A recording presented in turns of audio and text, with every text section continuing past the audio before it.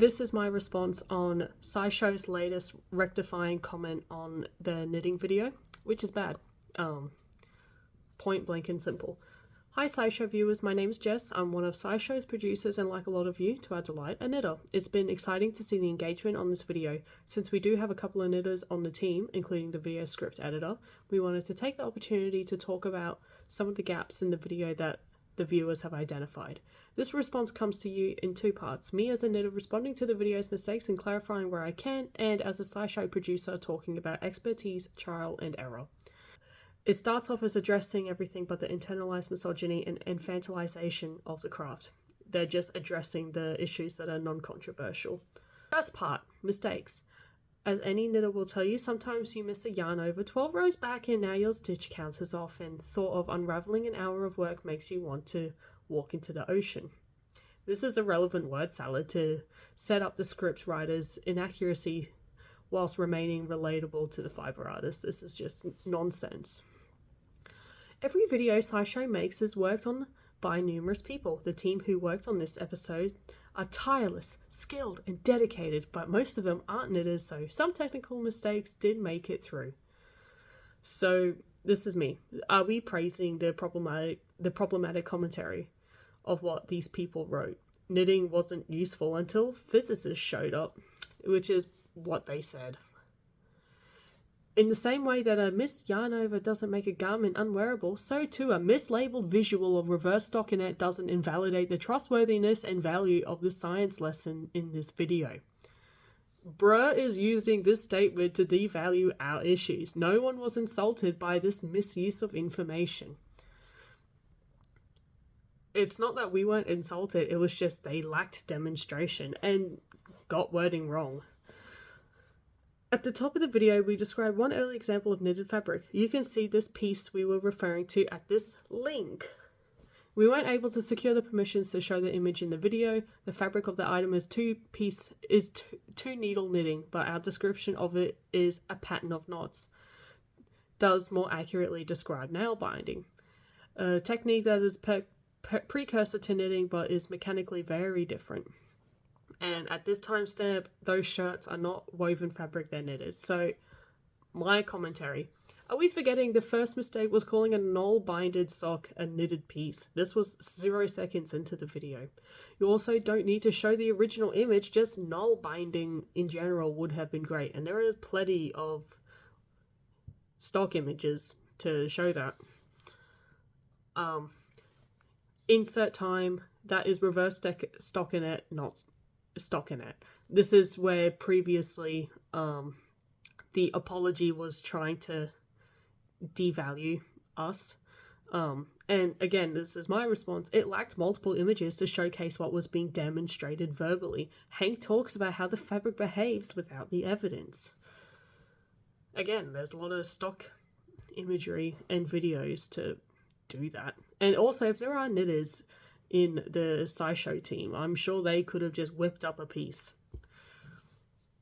Part the second, expertise, trial and error. To give an honest peek behind the curtain, this video was a trial in its own way for SciShow. We didn't know how knitting as a topic would land with our audience, or if the video would be seen by knitters who didn't already watch SciShow. Turns out our first error was thinking we wouldn't reach the audience of knitters who are also excited about science. We're grateful for the people in that Venn diagram who've given it a watch. Horrible assumption. It's a video about fiber arts and you thought fiber artists wouldn't have watched this, so it's okay to write demeaning misogynistic commentary if the people who were to receive that demeaning commentary aren't there to take it. So what you're saying is that there was no room for fiber artists about a video on fiber arts. The next error of this trial is the simplifying language throughout the video. In every video SciShow makes, we take a scientific expertise and make it accessible to the general audience. In many ways, as general an audience as possible because we believe everyone has a right to learn. Okay, sure. Are you saying that we are taking away education because we're telling you that what you've written is terrible? Where we added caveats and simplifications, we weren't intending to alienate knitters or misrepresent the craft. Rather, we were intending to engage and invite non-knitters to learn about this craft that goes way more, that's got way more going on than they may have imagined. To mention a couple of specific choices. Now, this is where I insert my commentary. It wasn't the simplification that was the issue, it was the condescending devaluation. So now this is where they mention a couple of their specific choices. At a few points, we use the word knot to refer to places in fabric where two yarns touch. Knitting doesn't produce knots to create fabric. We kept knots in place as a stand-in for places in fabric where two yarns touch. Now, I can't talk much about knot theory.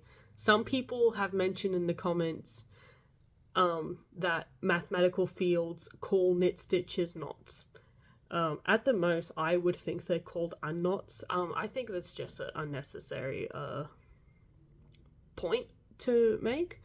And also, like, they're not knots. You can just call them loops, and that makes so much more sense. They're just loops going through loops, brother. They're not knots, mate.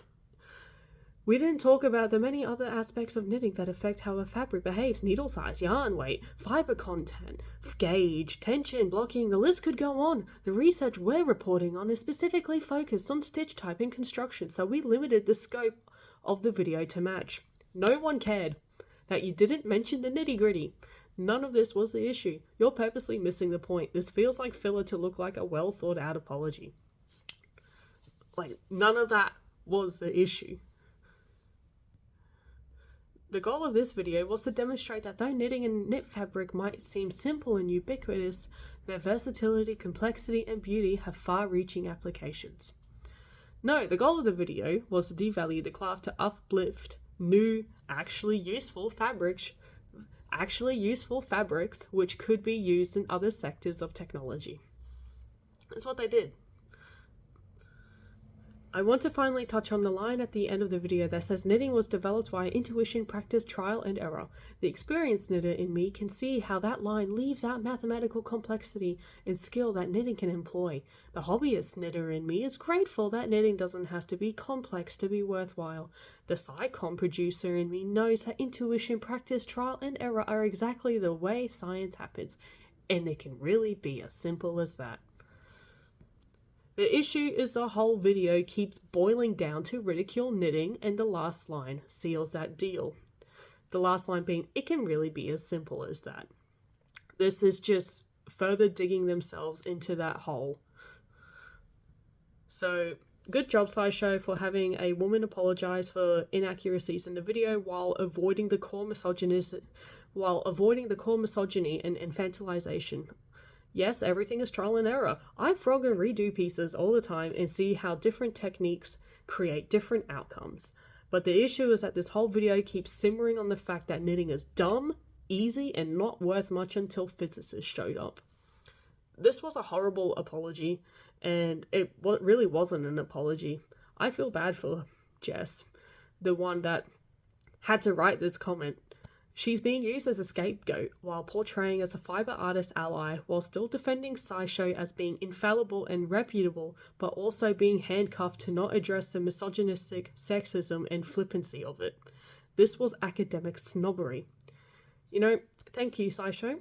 You showed your true colours.